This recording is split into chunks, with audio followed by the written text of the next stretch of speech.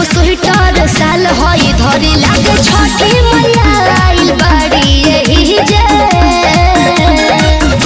नाच बिना नाचता धानी हियो के डीजे मुट्ठी भर मोरा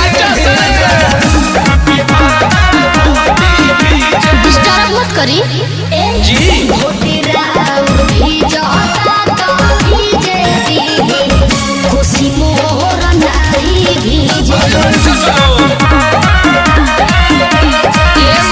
चुप ना रहू नाचे दे।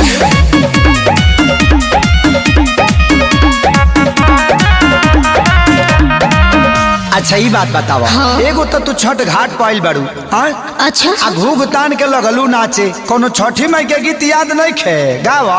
अच्छा गावा तनी रवि बाबू आजा।